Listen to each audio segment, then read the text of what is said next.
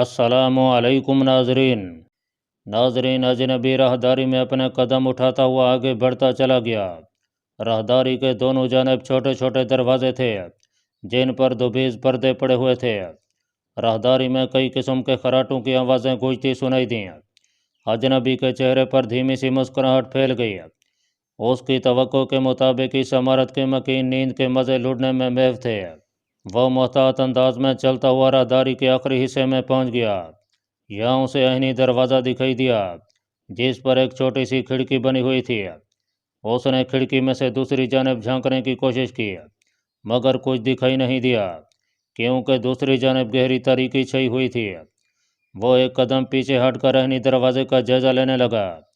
دروازہ ایک بڑے گز کی مدد سے بند کیا گیا تھا اور اس گز کے کنارے پر سوراخ کے ذریعے ایک چھوٹی سی زنجیر نما بیٹری کے ساتھ اسے عینی حلقے میں پرو دیا گیا تھا۔ اجنبی نے اپنے لباس میں سے ایک چھوٹا سا خنجر نکالا جس کی نوک آگے سے کسی قدر خمدار دکھائی دی۔ اس کے ہاتھ تیزی سے حرکت میں آیا اور اس نے خنجر کا ہک بیٹری کے کڑے میں ڈال کر مخصوص انداز میں جھٹکے دینا شروع کر دیے۔ چند ہی لمحوں میں کڑے کا جوڑ کھل گیا۔ اس کے ہاتھ تیزی سے چلتے رہے اور جلد ہی وہ بیٹریوں کے بنیادی کڑے کھولنے میں کامیاب ہو گیا۔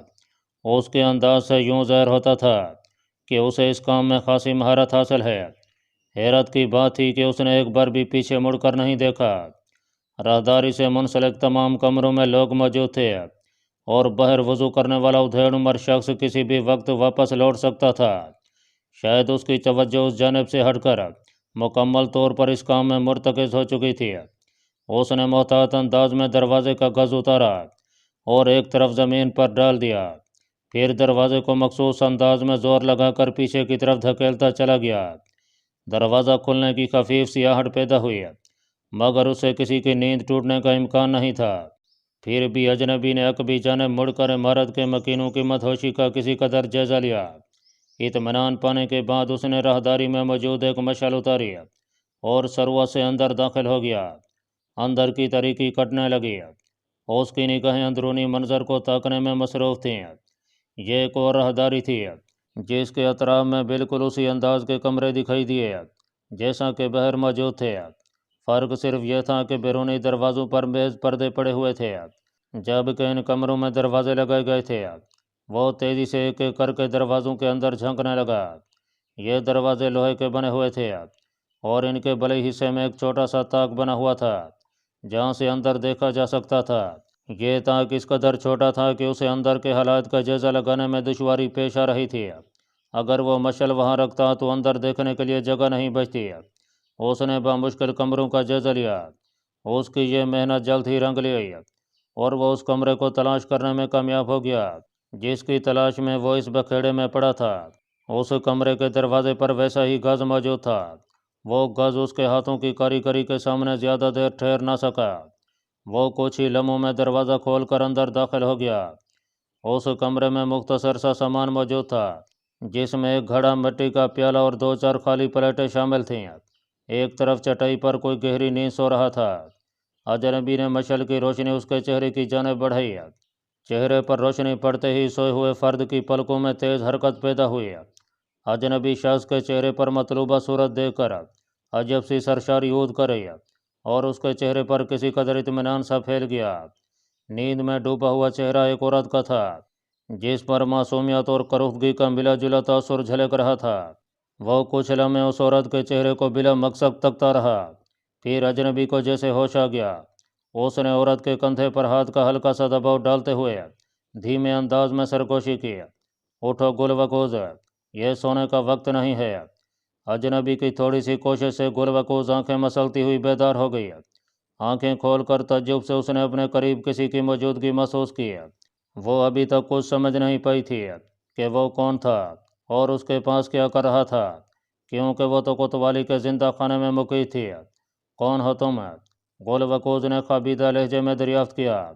دھیمے لہجے میں بات کرو، میں تمہیں یہاں سے چھڑانے کے لیے آیا ہوں۔ اجنبی شخص جلدی سے بولا۔ آزادی کی بابت سن کر گل وکوز کی آنکھوں میں چمک پیدا ہوئی۔ دوسرے ہی لمحے وہ کانوں میں پڑنے والی شناسا آواز کو بھی پہچان گئی۔ وہ کوئی اور نہیں، اس کا ماموں زاد شاہ خان تھا۔ جو کچھ دن پہلے اسے حماد کے سفر کے دوران تعاقب کرتا ہوا دکھائی دیا تھا۔ تم یہاں تک کیسے پہنچ گئے؟ گل وقوز کی نیند کافور ہو چکی تھی۔ تم جو کچھ جاننا چاہو گی میں سب سوالوں کا جواب دوں گا۔ فی الحال باتوں میں وقت ضائع مت کرو، ہمارے پاس صرف چند لمحے باقی رہ گئے ہیں، اگر وہ بھی ہاتھ سے نکل گئے تو میں تمہارے لیے کچھ بھی نہیں کر سکوں گا۔ شنگ خان اس کا بازو کھینچتا ہوا تیزی سے بولا۔ اس کی بات سن کر گل وقوز کے چہرے پر ناپسندیدہ تاثر پھیل گیا۔ معاملہ چونکہ آزادی کا تھا، اس لیے گل وقوز نے لمحہ بھر کے لیے سوچا اور پھر اس کے ساتھ جانے کے لیے اٹھ کھڑی ہوئی۔ شنگ خان اسے ہمراہ لے کر محتاط انداز میں صدر دروازے کی جانب بڑھنے لگا۔ جو ہی شنگ خان کا ہاتھ صدر دروازے کو کھولنے کے لیے اٹھا، اسی وقت وہ ادھیڑ عمر شخص دروازہ کھول کر اندر داخل ہوا۔ وہ اپنے سامنے ان دونوں کو دیکھ کر ہکا بکا کھڑا رہ گیا۔ وہ چیخ کر اپنے ساتھیوں کو آگاہ کرنا چاہتا تھا، مگر خوف و حیرت نے اس کی زبان ہی گنگ کر دی۔ شنگ خان اس کی اچانک آمد پر گڑبڑا کر رہ گیا، لیکن دوسرے لمحے غیر شعوری انداز میں اس کے ہاتھ میں حرکت پیدا ہوئی اور کھڑے ہاتھ کا وار ادھیڑ عمر شخص کی گردن کے پہلو پر پڑا۔ وہ ہلکی سی کرا کے ساتھ زمین بوس ہوتا چلا گیا۔ شنگ خان نے تیزی سے اس کے گرتے ہوئے بدن کو سنبھالا اور نہایت آہستگی سے اسے زمین پر ڈال دیا۔ شنگ خان کا چہرہ پرسکون ہو گیا، اب کوئی خطرہ نہیں تھا، لہٰذا دوسرے لمحے وہ دونوں کوتوالی کے دروازے سے باہر نکل گیا۔ والی شہر کی نرمی اور ڈھیل گل وقوز کی زندگی کا باعث بنی تھی، تو شنگ خان کی بدولت وہ قید و صحبت سے آزاد ہو چکی تھی۔ ناظرین، مراغہ میں جب ہلاکو خان کی وفات کا سرکاری طور پر اعلان ہوا تو ہر طرف قیامت سی مچ گئی، آہو بقا کی صدائیں گونجیں، خصوصاً نصرانیت کے حامیوں کے چہرے اتر گئے۔ لوگ کان اعظم کی موت کی وجہ جاننے کے لیے بے چین تھے۔ یہ الگ بات تھی کہ اعلیٰ قیادت نے تمام معاملے کو سمیٹ کر صیغہ راز میں رکھا۔ جس رات شاہی محل میں گہنانم کا پراسرار قتل ہوا تھا، اس رات کو ہلاکو خان کی طبیعت بگڑی اور شاہی طبیبوں کی بے انتہا کوشش کے باوجود کوئی چارہ گر ثابت نہ ہوا۔ ہلاکو خان بستر مرگ پر کڑی تکلیف سے نبرد آزمائی کے بعد زندگی کی جنگ ہار گیا۔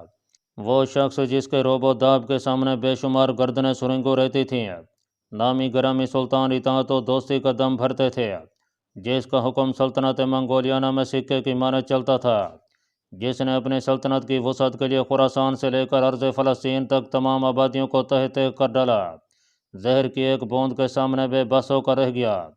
جب ہلاکو خان کا مردہ جسم نیلا پڑنے لگا تو طبیبوں کو اندازہ ہوا کہ اسے زہر دیا گیا ہے۔ ایک نئے سوال نے سر اٹھایا کہ زہر کس نے دیا ہوگا۔ اعلیٰ قیادت کے افراد شش و پنج میں پڑے رہے۔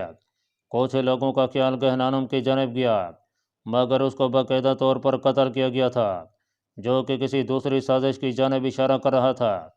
کچھ افراد نے گہنانم کے قتل کا الزام ہلاکو خان کے سر پر ڈال دیا۔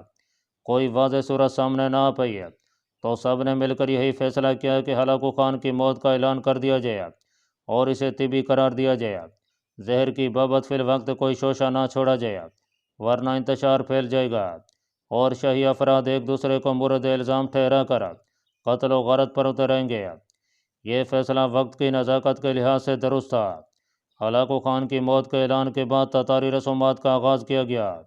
بڑی شان و شوکت سے ہلاکو خان کو نصرانی مذہب کے مطابق دفنا دیا گیا۔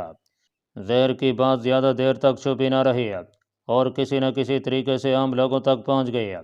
چونکہ زہر دینے والے کے بارے میں کسی کو کچھ معلوم نہیں تھا، لہٰذا بھانت بھانت کے قصے لوگوں کی زبان پر عام تھے۔ منگولوں کی اکثریت اس خیال کی حامی تھی کہ ہلاکو خان کو چلاک مسلمانوں نے زہر دیا ہے، کیونکہ ہلاکو خان عالم اسلام کے لیے شدید خطرہ بنا ہوا تھا، جبکہ ایک ہلکا زہر قرآنی کا الزام سلطان بیبرس کے سر پر تھوپ رہا تھا۔ بعد میں یہی متضاد الزام اور خیالات نصرانی تاریخ کا حصہ بن گئے۔ کوئی اصل وجہ نہیں جانتا تھا کہ ہلاکو خان کو زہر کس نے دیا۔ مشہور نصرانی مورخ گریگوریوس یوحنا ابو الفرج بن ہارون المعروف ابن العمری نے اپنی کتاب تاریخ الدول میں لکھا ہے کہ ہلاکو خان کی بے وقت موت نے پوری عیسائی دنیا کو رنجیدہ کر دیا۔ مسیحیت کے حامی بلاد مصر کی مضبوط حکومت کا خاتمہ چاہتے تھے اور یہ مراد صرف ہلاکو خان جیسی بہادر و جنگجو شخصیت کے ہاتھوں ممکن تھی، جس کا دل حقیقی معنوں میں نصرانیت کے لیے دھڑکتا تھا۔ یہی وجہ تھی کہ ساری عیسائی دنیا کو اس قیمتی محافظ کی موت کا شدید صدمہ ہوا۔ ایک دوسرے نصرانی مورخ اسٹیفن ارفلمین نے ہلاکو خان کی موت کا ماتم ان الفاظ میں کیا ہے: شہنشاہ، دنیا کا تاجدار، عیسائیوں کا بیش قیمت آسرا، 1264 میں زہر کی بے بسی کے ہاتھوں مر گیا۔ ہلاکو خان کی ہلاکت کی خبر جلدی سلطان بیبرس تک پہنچ گئی۔ سلطان بیبرس نے مسلمانوں کے خوفناک دشمن کے مرنے پر اللہ تعالیٰ کے حضور شکر ادا کیا، اور اس موقع کو مناسب سمجھتے ہوئے شریر نصرانیوں پر گہری ضرب لگانے کا فیصلہ کیا۔ شیخ رضی الدین ساکی بآسانی اپنے ساتھیوں سمیت مرغہ سے نکلنے میں کامیاب ہو گیا تھا، کیونکہ ہر طرف ہلاکو خان کی ناگہانی وفات کے باعث جمود سا طاری تھا۔ ناظرین، گل وکوز کو قید خانے سے کامیابی سے نکالنے میں شاہ خان کی دن رات کی کڑی محنت کا ہاتھ تھا۔ وہ کئی دن سے لگاتار کوتوالی کے گرد چکر کاٹ کر جائزہ لیتا رہا۔ وہاں موجود افراد کی تعداد، ان کے نکلنے اور داخل ہونے کے اوقات، حتیٰ کہ رات کے وقت ان کی مصروفیت اور غفلت کا پورا حساب اسے ذہن نشین ہو چکا تھا۔ وہ اس بات سے بخوبی آگاہ ہو چکا تھا کہ ہفتے کے آخری دن میں سپاہی شدید غفلت کا مظاہرہ کرتے ہیں اور سکون کی نیند سوتے ہیں۔ یہی وجہ تھی کہ وہ ان کی غفلت سے فائدہ اٹھاتے ہوئے گل وکوز کو بآسانی وہاں سے نکال لانے میں کامیاب ہو گیا۔ والی شہر نے گل وکوز کا جو کڑا انتظام کر رکھا تھا، وہ ان غافل سپاہیوں کی بدولت دھرے کا دھرا رہ چکا تھا۔ یہ الگ بات تھی کہ گزشتہ شام شاہ خان نے اپنے دوستوں کے ساتھ جو منصوبہ تیار کیا تھا وہ محض فریب تھا، کیونکہ اسے اتفاقاً یہ معلوم ہو گیا تھا کہ اس کے دونوں دوست فدائی پیشکش کے سامنے سرنگو ہو چکے ہیں، اور وہ شاہ خان کی بابت معلومات انہیں فراہم کر کے رقم کما رہے تھے۔ شاہ خان نے نہایت سوچ بچار کے بعد یہ لائحہ عمل مرتب کیا کہ فدائیوں کی توجہ کا محور غلط رخ میں موڑ کر فائدہ اٹھایا جائے۔ اس لیے شاہ خان نے نقلی منصوبہ ان کے سامنے رکھتے ہوئے انہیں کسی حد تک مطمئن کر کے خود سے دور کیا۔ اس کی اکابی نگاہوں نے پہلے ہی دن سے فدائی افراد کو اپنی نگرانی کرتے ہوئے تاڑ لیا تھا۔ شاہ خان کی بھرپور خواہش تھی کہ جب وہ گل وکوز کو کوتوالی سے نکالنے کی کوشش کرے تو کم از کم اس بات کی بھنک فدائیوں کو نہ ہونے پائے۔ شاہ خان اپنے مقصد میں کامیاب رہا۔ رات کی تاریکی میں وہ گل وکوز کو ساتھ لے کر محتاط انداز میں سیدھا عبداللہ مندری کے گھر چلا آیا۔ عبداللہ مندری غافل سو رہا تھا۔ اسے اس بات کی خبر بھی نہ ہوئی کہ کسی وقت شاہ خان وہاں سے نکل کر کوتوالی پہنچا اور کب واپس لوٹ آیا۔ گل وکوز تمام راستے خاموش رہی۔ محفوظ مقام پر پہنچنے پر اس کے لبوں میں حرکت پیدا ہوئی۔ شاہ خان، آخر تم مجھ سے چاہتے کیا ہو؟ حماد میں داخلے کے وقت تم دور رہ کر تعاقب کرتے رہے، اور قاضی پر حملے کے دوران تم نے بحروب بدل کر مجھ پر حملہ کیا، اور اب تم مجھے قید خانے سے نکال رہے ہو۔ اس متضاد رویے کو میں کیا نام دوں؟ آہستہ بات کرو، میرا محسن سو رہا ہے اور میں نہیں چاہتا کہ اسے کوئی تکلیف پہنچے۔ شاہ خان نے سرگوشی نما انداز میں کہا، یہ سچ ہے کہ میں تمہارا تعاقب کرتا ہوا حماد پہنچا ہوں، مگر یہ سری الزام ہے کہ میں قاضی کی عدالت میں گیا تھا اور میں نے تمہاری مہم ناکام بنائی۔ تم شاید یقین نہیں کرو گی کہ میں تو اس گھر میں 1.5 ماہ سے بے ہوش پڑا رہا۔ اگر میں ہوش میں ہوتا تو قسم جاودانی آسمان کی تو میں یہ مہم کرنا ہی نہ دیتا۔ گل وکوز، تم جس راستے پر چل نکلی ہو وہ صرف اور صرف بربادی کی جانب ہی جاتا ہے۔ شاید تم یہ بھی نہیں جانتی کہ اگر آج میں تمہیں قید خانے سے نکالنے میں کامیاب نہ ہوتا تو ٹھیک تیسرے دن کا سورج تمہیں دیکھنا نصیب نہ ہوتا۔ تم کیا کہنا چاہتے ہو؟ گل وکوز بھویں سکیڑ کر بولی، تمہاری سزا صرف اس لیے موقوف کی گئی تھی کہ قاضی کی صحتیابی مکمل ہو جائے اور وہ عدالت لگا کر تمہارے مقدمے کا فیصلہ کرے، اور وہ فیصلہ کل صبح ہونے والا ہے، کیونکہ قاضی نہ صرف پوری طرح تندرست ہو چکا ہے بلکہ آج وہ عدالت بھی گیا تھا۔ شاہ خان نے اسے متنبع کرتے ہوئے بتایا۔ گل وکوز کو اس بات کی کوئی فکر نہیں تھی کہ اس کے ساتھ کیا سلوک کیا جاتا ہے۔ اسے تو یہ بات کھائی جا رہی تھی کہ اس کے پرقوت وار کی بدولت لگنے والے گھاؤ کے باوجود قاضی ابن واصل کیوں کر زندہ بچ گیا۔ در حقیقت اس کا زندہ رہ جانا ہی گل وکوز کی پہلی ناکامی کا ثبوت تھا۔ میں جانتا ہوں کہ تم کیا سوچ رہی ہو، شاہ خان نے ڈھیلے انداز میں کہا۔ ناکامی سے مجھے سخت چڑ ہے، گل وکوز نے کہا۔ اس لفظ نے میری زندگی کو کڑے عذاب میں مبتلا کر دیا ہے۔ یہ منحوس سرائے سے لے کر حماد تک میرے تعاقب میں ہے۔ ہر بار میری کامیابی توڑ دی جاتی ہے۔ کیا میں زندگی میں کبھی کامیاب نہیں ہو پاؤں گی؟ گل وکوز کی آنکھوں میں نمی اتر رہی۔ اس کا شکستہ لہجہ اسے پہنچنے والے صدمے کی عکاسی کر رہا تھا۔ تمہاری اس ناکامی میں تمہارا اپنا ہی ہاتھ ہے۔ تم نے اقدار و روایات سے بغاوت کی اور ایک مسلمان سے محبت کر کے نہ صرف تم خود در بدر ہو گئی ہو بلکہ تم نے اپنے کنبے کو بھی بکھیر کر رکھ دیا ہے۔ تمہاری وجہ سے تمہارا باپ کونئی خان قتل ہو گیا اور تم اس کی پاداش میں محلاتی سازش کا شکار ہو کر رہ گئی۔ اگر کونئی خان بھرے دربار میں تمہارے عشق کی مخالفت نہ کرتا تو یہ نوبت ہی پیدا نہ ہوتی۔ تمہاری وجہ سے میرا دادا مانکانا قبیلے کی سرداری سے ہاتھ دھو بیٹھا۔ قبیلے کا متفق کا فیصلہ تھا کہ تمہیں آخری رسم کی سزا دی جائے، جس کے آگے وہ جھکنے پر مجبور ہو گیا۔ اس نے مجبوراً تمہیں سزا دی، مگر ساتھ ہی مجھے روانہ کیا کہ میں تمہیں طریق غار سے نکال کر کہیں اور دور لے جاؤں۔ جب حالات بہتر ہو جائیں گے تو تمہیں واپس بلا لیا جائے گا، مگر اسی مہربانی کا راز منکشف ہو گیا۔ تمہاری وجہ سے تمہارے بھائیوں کے شاہی منصب ختم ہو گئے اور وہ آج قسم پرسی کی زندگی بسر کرنے پر مجبور ہیں۔ یہ سب کس کا کیا دھرا ہے؟ ذرا خود سوچو۔ گول وکوز، یہ سب تمہاری غلطی تھی۔ تم مجھے صرف اس سوال کا جواب دے دو کہ تمہارا عاشق اگر واقعی تم سے سچی محبت کرتا تھا تو وہ آج تک تمہارے پیچھے کیوں نہیں آیا؟ جذبات کی روح میں بہتا ہوا شاہ خان کا چہرہ سرخ دکھائی دیا۔ اس نے گل وکوز پر نفسیاتی دو پھینکا تھا جس کا کسی قدر اثر گل وکوز کے چہرے پر جھلک رہا تھا۔ اس کے تخیل میں اپنے باپ کو نئی خان کی صورت جھانکنے لگی۔ بھائیوں کی یاد نے پل بھر کے لیے اسے بے چین سا کر دیا۔ پھر ذہن کے کسی گمنام خانے سے متی الدین کا شرارتی چہرہ نکل کر کرتا سے تخیل پر دھمکا اور اس کا منہ چڑھانے لگا۔ گو کہ اس کے نقوش کسی قدر دھندلا چکے تھے مگر پوری طرح مٹ نہیں پائے تھے۔ شاہ خان اس کے چہرے کے تغیرات کو دیکھتا رہا۔ گول وکوز جذباتیت میں ڈوبی ہوئی دکھائی دی۔ پھر اچانک اس کا چہرہ پرسکون سا ہونے لگا۔ شاہ خان کے چہرے پر تفکرات پھیلنے لگے۔ شاہ خان، گول وکوز کاٹ دار لہجے میں بولی، تم نے مجھے قید خانے سے نکالا، اس کا بہت شکریہ، مگر میں نے جس بغاوت کا آغاز کیا تھا وہ مقصد ابھی پایہ تکمیل تک نہیں پہنچا۔ تم واپس سرائے لوٹ جاؤ اور یہ بات یاد رکھنا کہ آج کے بعد تم مجھے بھی نہیں ملو گے۔ اس بات کو بھی اپنے دل سے نکال دو کہ میرا ملان کبھی تمہاری طرف ہوگا۔ میں اب جانا چاہتی ہوں، اگر تمہیں کچھ کہنا ہے تو کہہ دو، مگر تم اب کہاں جاؤ گی؟ شاہ خان تڑپ کر بولا، اس بات کو رہنے دو، یہ میرا سر درد ہے۔ گول وکوز کے لہجے میں بے اتنائی تھی۔ گول وکوز، قسم جاودانی آسمان کی، میں تم سے بے حد محبت کرتا ہوں اور میں تمہارے بغیر خود کو ادھورا محسوس کرتا ہوں۔ میں نہ چاہتے ہوئے بھی تمہارے تعاقب میں رہتا ہوں اور یہ مجھ سے نہیں ہو سکے گا کہ تمہیں یہاں تنہا چھوڑ کر واپس لوٹ جاؤں۔ تم اس راہ کو چھوڑ دو اور واپس چلو۔ ہم دونوں ایک نئی زندگی کی ابتدا کریں گے، خوش و خرم اور اطمینان بخش۔ شاہ خان، تم کب سے خواب دیکھنے لگے ہو؟ میں تو سمجھتی تھی کہ تمہاری رگوں میں جو شیلا تتاری خون دوڑ رہا ہے مگر اس کی حرارت دم توڑتی ہوئی محسوس ہو رہی ہے۔ گول وکوز نے طنز کیا۔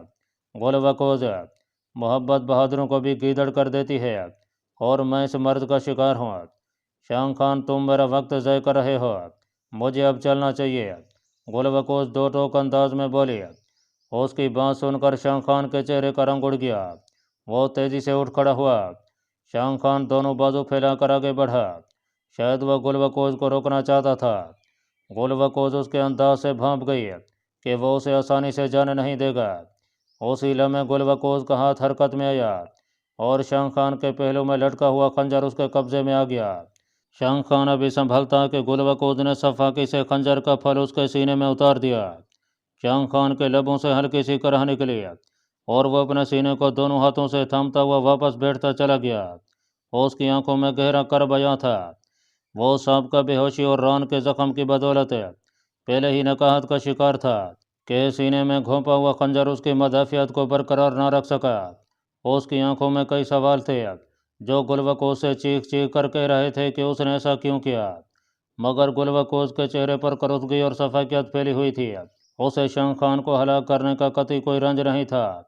خنجر زنی کی وہ تربیت جو گل وکوز نے اس سے حاصل کی تھی آج اس کا نشانہ شاہ خان خود بن چکا تھا۔ اس کے وہم و گمان میں بھی نہیں تھا کہ گل وکوز اس حد تک اتر جائے گی۔ وہ خود کو جواب دینے کی کوشش کرنے لگا کہ یہ یقیناً وہ گل وکوز نہیں ہے جو اس کی پھوپھی ذات تھی۔ یہ تو ایک صفاق قاتلہ تھی جس کے لیے انسانی زندگی کوئی معنی نہیں رکھتی تھی۔ شاہ خان نے کوشش کی کہ وہ خنجر نکال لے، مگر موت نے اسے یہ مہلت ہی نہیں دی۔ اس کی کھلی ہوئی نگاہیں پتھرا سی گئیں اور سانس کا ربط ٹوٹ گیا۔ اس وقت گلوکوز کے کانوں میں فجر کی اذان کی صدا پڑی تو وہ چونک پڑی۔ ایک جانب پڑی ہوئی ایک بڑی سی چادر اٹھائی اور بدن پر اچھی طرح لپیٹ کر تیزی سے عبداللہ مندری کے گھر سے نکل گئی۔ ناظرین، سلطان رکن الدین بیبرس نے 664 ہجری بمطابق 1265 عیسوی کے آغاز پر تمام افواج کو تیاری کا حکم دے دیا۔ اس نے خاص سالاروں کو آگاہ کر دیا کہ وہ صلیبی قلعوں پر حملہ آور ہونے کا ارادہ رکھتا ہے۔ اس حملے کے دو اہم اسباب تھے۔ ایک سبب تو صلیبی سرداروں کی جانب دمیات کے دارالصنع کو نقصان تھا، جس کے باعث بحری بیڑوں کا کام تعطل کا شکار ہو چکا تھا، اور دوسرا سبب ان کے مسلمان آبادی پر حملے تھے۔ وہ حسب عادت مسلح ہو کر اسلامی شہروں میں داخل ہوتے اور وہاں کے والی کو قتل کر کے لوٹ مار کا بازار گرم کرتے۔ اس سے پہلے کہ اس علاقے میں کوئی کمک روانہ ہو پاتی، وہ مسلمانوں کے قتل عام کا مذہبی فریضہ انجام دے کر واپس لوٹ جاتے۔ سب سے اہم وجہ نصرانیوں کے اہم مددگار ہلاکو خان کی موت تھی، جس کے غم و صدمے سے وہ لوگ دوچار تھے۔ ایسے میں سلطان بیبرس کا حملہ ان پر دیر بعد دھاک بٹھا سکتا تھا۔ سلطان بیبرس عسکری تیاری مکمل ہونے پر مملوک افواج کے ساتھ طوفانی انداز میں قاہرہ سے نکلا۔ اس بار صلیبی مخبری کا نظام زیادہ مؤثر ثابت نہ ہو پایا اور صلیبی سردار سلطان بیبرس کی مہم سے بر وقت آگاہ نہ ہو سکے۔ سلطان بیبرس حسب عادت ایک طویل چکر کاٹ کر بحیرہ روم کے مشرقی ساحل پر موجود ایک مضبوط صلیبی قلعے کے سامنے نمودار ہوا۔ یہ قلعہ کیساریہ کے نام سے مشہور تھا۔ یہ تاریخی شہر ایک اہم بندرگاہ تھی، جس کا صلیبی زنجیر کو قائم رکھنے میں بڑا اہم مقام تھا۔ اسلامی لشکر کو اپنے قلعے کے سامنے دیکھ کر صلیبی سرداروں نے ہمت نہیں ہاری اور قلعہ بند ہو کر بیٹھ گئے۔ انہیں توقع تھی کہ دوسری جانب سے بحری راستوں سے انہیں رسد حاصل ہوتی رہے گی اور طوالت کی وجہ سے بالآخر سلطان بیبرس خود ہی تنگ آ کر محاصرہ اٹھا لے گا۔ سلطان بیبرس نے حالات کی نزاکت کو محسوس کرتے ہوئے حکم دیا کہ مجاہدین محاصرے کے جھنجھٹ میں نہ پڑیں، بلکہ مسلسل حملوں کا سلسلہ جاری رکھیں۔ کیساریہ کے بلند و بالا برجوں پر صلیبی سپاہی موجود رہتے اور وہ اسلامی لشکر کو فصیل پر چڑھنے سے روکتے۔ مجاہدین نے ایک تیر انداز دستہ ان سے نبڑنے کے لیے مخصوص کر دیا۔ وہ موقع پاتے ہی ان پر تیروں کی بارش برسائے رہتا۔ اسلامی لشکر اپنے سلطان کے ساتھ بے حد پرجوش دکھائی دیتا تھا۔ سپاہیوں نے اپنی غیر معمولی کارکردگی کا مظاہرہ کرتے ہوئے حملوں میں اتنی شدت پیدا کر دی کہ صلیبی سرداروں کے پاس اس کے سوا کوئی چارہ نہ رہا کہ وہ کھلے مقابلے پر آ جاتے۔ 7 دن کی مسلسل جھڑپ ایک فیصلہ کن جنگ کی صورت اختیار کر گئی۔ صلیبی سپاہی مسلمانوں کے بلند و بالا حوصلوں سے ایسے مرعوب ہوئے کہ انہوں نے میدان میں اترنے سے صاف انکار کر دیا۔ صلیبی سردار اس نئی صورتحال سے پریشان ہو گئے۔ بالآخر یہی طے پایا کہ ہتھیار ڈال کر سلطان بیبرس سے امان طلب کی جائے۔ سلطان بیبرس نے ان کی درخواست منظور کرتے ہوئے ان سرداروں کو حکم دیا کہ وہ قلعہ خالی کر کے سمندر کے راستے نکل جائیں۔ ان کا تعاقب نہیں کیا جائے گا۔ صلیبی سپاہیوں کے پاس اتنی کشتیاں نہیں تھیں کہ وہ سب کے سب فرار ہو جاتے۔ وہ فرار ہونے کے لیے آپس میں ہی بھیڑ پڑے۔ بے شمار صلیبی افراد خانہ جنگی کے باعث ہلاک ہو گئے۔